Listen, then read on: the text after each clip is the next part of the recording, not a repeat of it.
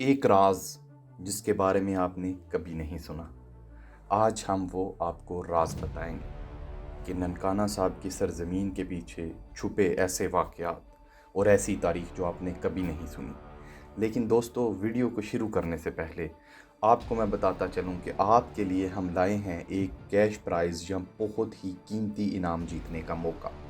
Video کے اندر دو راز چھپے ہیں کہ رائے بھلار نے آخر کیا دیکھا تھا اور چودھری سلطان محمود کون تھے۔ دوستو، ان سوالات کے جوابات آپ نے کمنٹس میں دینے ہیں اور ان کے ساتھ آپ نے بتانا ہے کہ ویڈیو کے کس منٹ اور کس حصے کے اندر ان کے جوابات دیے گئے ہیں۔ آپ کو ملے گا ایک بہت ہی قیمتی تحفہ یا پھر کیش پرائز۔ یہ آپ کی چاہت پر ہے۔ جس کمنٹ کے اوپر سب سے زیادہ لائکس ہوں گے اور جس کا جواب صحیح ہوگا، ہم اس کو دیں گے کیش پرائز یا انعام۔ تو دوستو، ویڈیو کو شروع کرتے ہیں۔ دوستو، کہا جاتا ہے کہ زمینوں کو تو سرحدیں اور لکیریں بانٹ سکتی ہیں، لیکن دلوں کے رشتوں اور روح کی ترنگوں پر کسی لکیر کا کوئی زور نہیں چلتا۔ جب بھی دنیا کے کسی بھی کونے میں کوئی سکھ اپنے دونوں ہاتھ جوڑ کر اور سر جھکا کر اپنے رب کے حضور ارداس کرتا ہے تو اس کی دعا میں ایک ایسی تڑپ، ایک ایسی کسک شامل ہوتی ہے جو پچھلے 75 سالوں سے پوری قوم کے دلوں میں تھڑک رہی ہے، اور یہ دعا ہے کھلے درشن دیدار کی، ان مقدس گردواروں کی دیکھ بھال اور وہاں جا کر ماتھا ٹیکنے کی دعا جنہیں 1947 کی تقسیم کے وقت پیچھے چھوڑنا پڑا تھا۔ اور ان سب مقدس مقامات میں سب سے اعلیٰ، سب سے معزز اور سب سے پیارا نام ہے ننکانہ صاحب کا۔ آج کی اس کہانی میں ہم اس بات کا سفر کریں گے کہ آخر سکھ قوم کا دل آج بھی پاکستان میں موجود اس چھوٹے سے شہر میں کیوں دھڑکتا ہے۔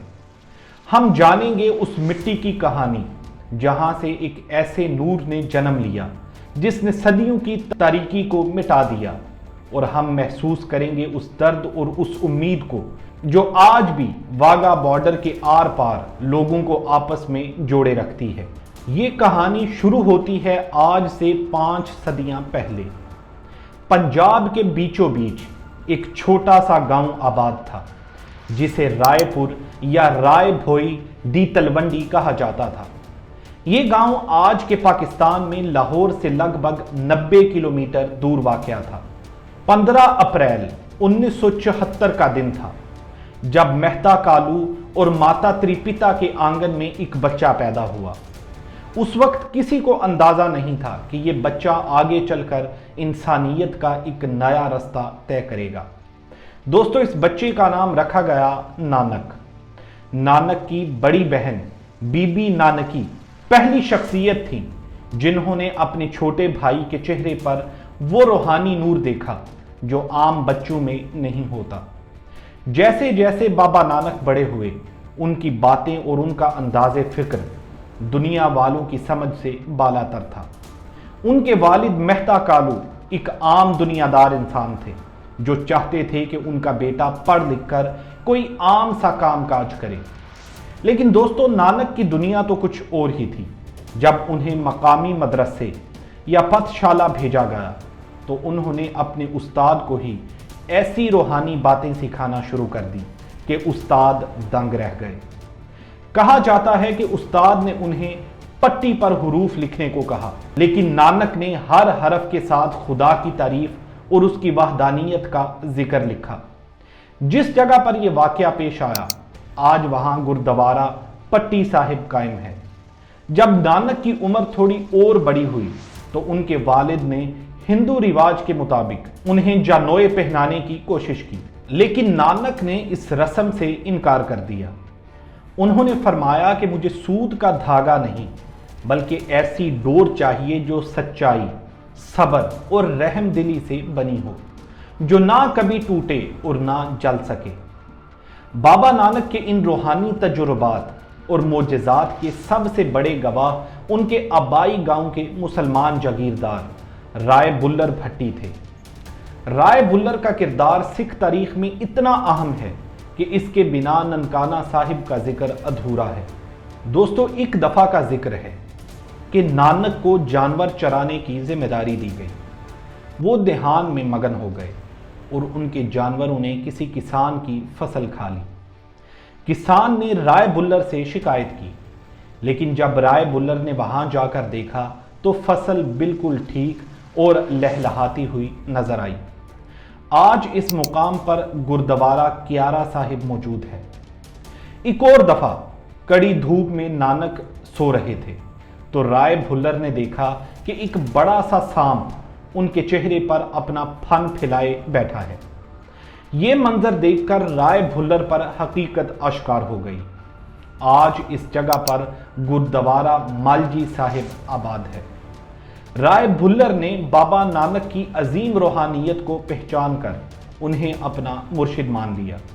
انہوں نے گاؤں کی آدھی سے زیادہ تقریباً 18,000 ایکڑ زمین نانک کے نام وقف کر دی اور اس زمین پر بسنے والا گاؤں آگے چل کر ننکانہ صاحب کے نام سے مشہور ہوا۔ لیکن دوستوں، ننکانہ صاحب کی پہچان صرف معجزات نہیں بلکہ وہ عظیم فلسفہ ہے جو صدیوں تک انسانیت کی رہنمائی کرتا رہا۔ ایک دن مہتا کالو نے نانک کو 20 روپے دیے اور کہا کہ جاؤ بازار سے کوئی کھرا اور سچا سودا کر کے آؤ تاکہ تمہیں کاروبار کی سمجھ آئے۔ نانک اپنے ساتھی بھائی مردانہ کے ساتھ نکل پڑے۔ رستے میں انہیں بھوکے اور بیمار لوگوں کا ایک قافلہ ملا۔ نانک نے سوچا کہ بھوکے کو کھانا کھلانے سے زیادہ سچا اور کھرا سودا کیا ہو سکتا ہے۔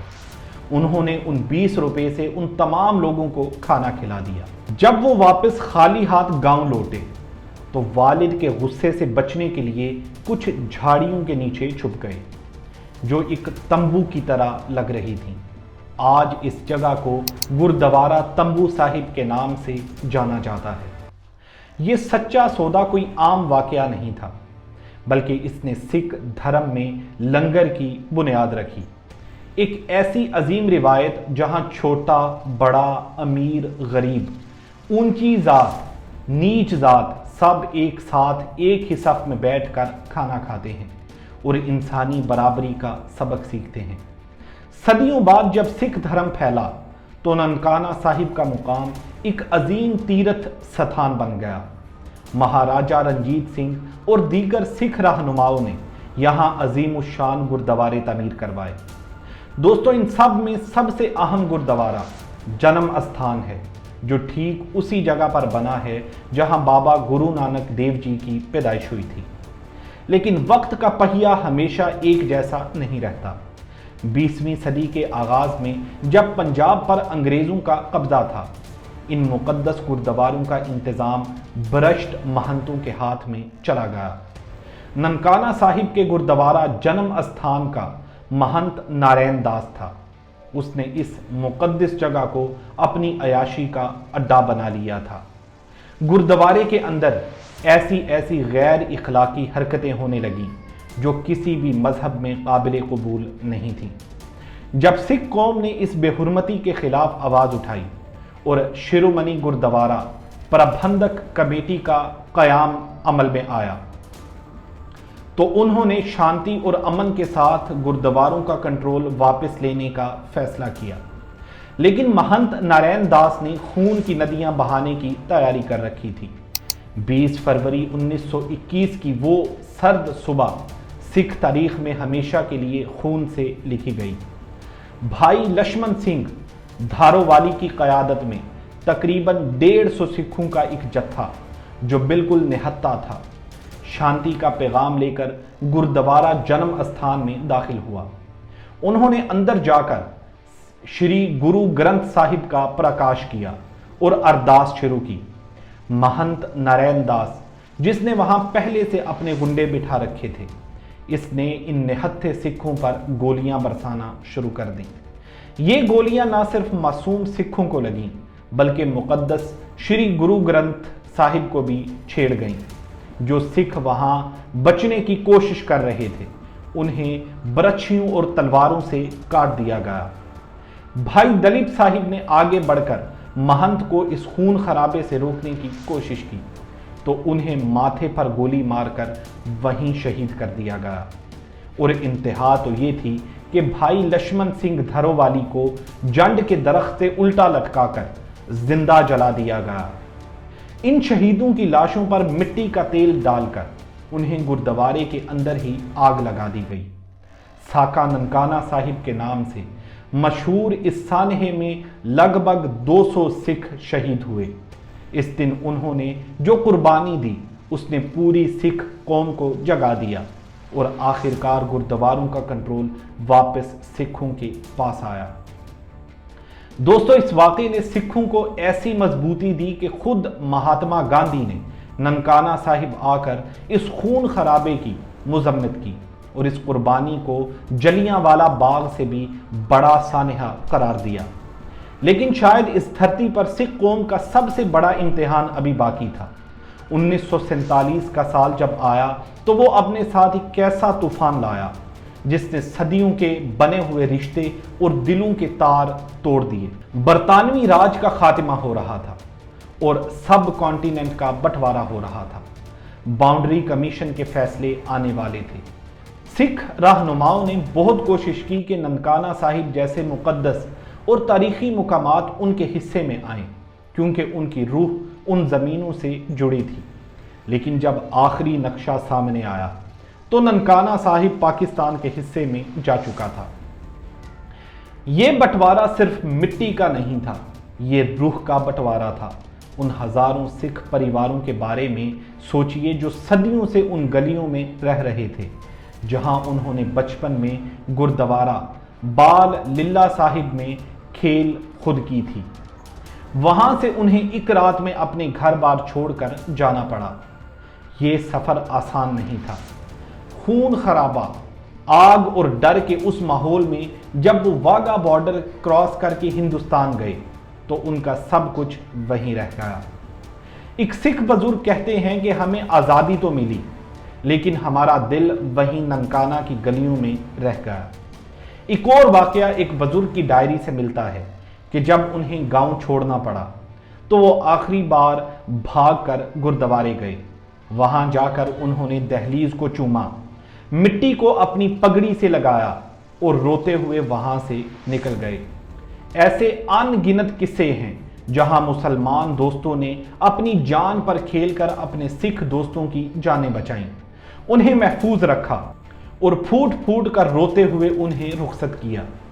اسی درد اور اسی محبت کی وجہ سے آج بھی ہر سکھ اپنی ارداس میں اس جدائی کا ذکر کرتا ہے اور ان مقامات کے کھلے درشن دیدار کی دعا مانگتا ہے۔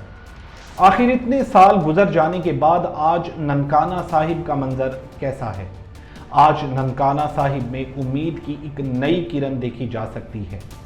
آج پاکستان میں انٹرفیتھ ہارمنی اور مذہبی ہم آہنگی کے ایک نئے دور کا آغاز ہو چکا ہے۔ اگر آپ آج ننکانہ صاحب جائیں تو وہاں آپ کو امید، دوستی اور محبت کی نئی کہانیاں ملیں گی۔ پاکستان کی حکومت اور ایویکیو ٹرسٹ پراپرٹی بورڈ نے پاکستان سکھ گردوارہ پربندھک کمیٹی کے ساتھ مل کر ان گردواروں کی دیکھ بھال اور ان کی رونقیں واپس بحال کرنے کا بیڑا اٹھایا ہے۔ دوستو، جو گردوارے بٹوارے کے بعد برسوں تک بند رہے یا سنسان پڑے تھے، آج وہاں دوبارہ قربانی کی پکار گونج رہی ہے۔ گردوارہ بال للہ صاحب ہو یا گردوارہ تمبو صاحب، ان سب کی ذہانت سے مرمت کی گئی، لیکن صرف عمارتوں کی مرمت ہی سب کچھ نہیں ہے۔ اصل کہانی تو ان انسانوں کی ہے جو اس مٹی میں بستے ننکانہ صاحب میں یہ سکھ پریواروں کی وہ تعداد ہے جو پاکستان کے قبائلی علاقہ جات، خاص طور پر پشاور، تیرا اور ڈیرہ بگٹی سے ہجرت کر کے یہاں آئے تھے۔ جب وہاں حالات خراب ہوئے اور دہشت گردی کا سایہ منڈلایا تو ان سکھوں نے کسی اور جگہ جانے کی بجائے اپنے گرو کی نگری ننکانہ صاحب کو اپنا ٹھکانہ بنایا۔ آج یہ لوگ پشتو بھی بولتے ہیں اور پنجابی بھی، اور ان کی دکانیں ننکانہ صاحب کے بازار میں امن کے ساتھ چل رہی ہیں۔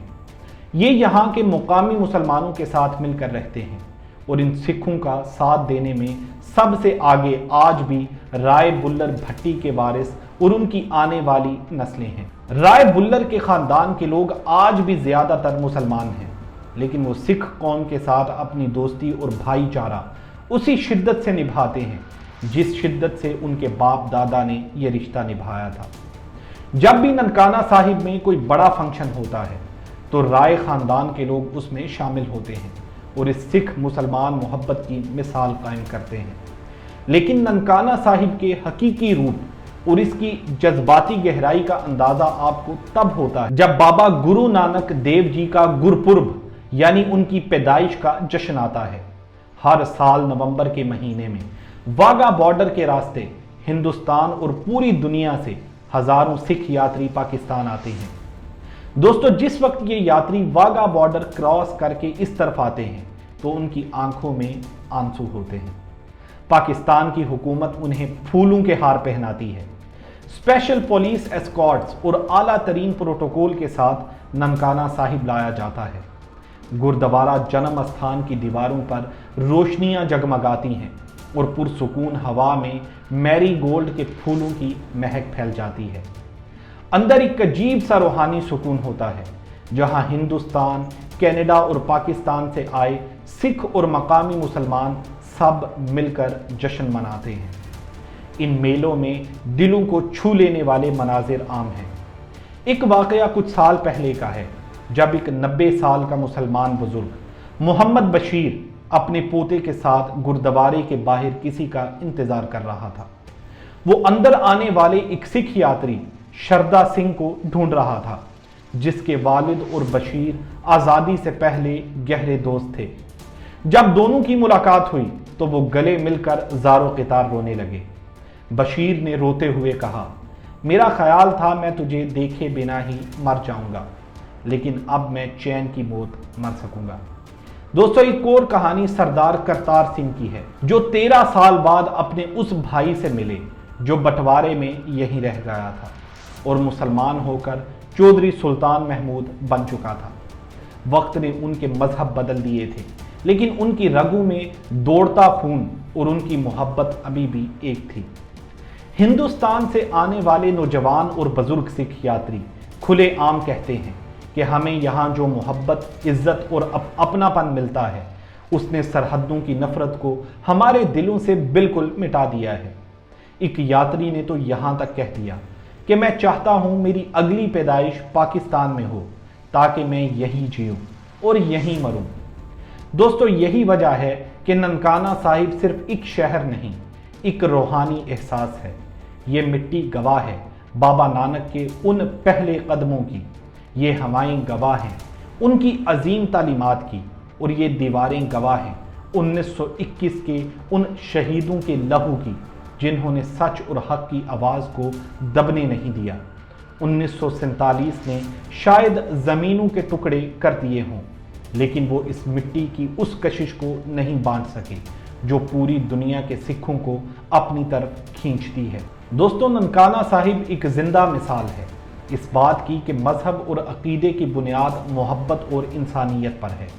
जब तक दुनिया में लंगर बढ़ते रहेंगे तब तक सच सौदा की मिसालें दी जाती रहेंगी। सिख कौम का दिल हमेशा पाकिस्तान के इस छोटे से मुक़द्दस शहर ननकाना साहिब में धड़कता रहेगा। दोस्तों, आपसे मिलते हैं अगली वीडियो में, तब तक के लिए अल्लाह हाफ़िज़।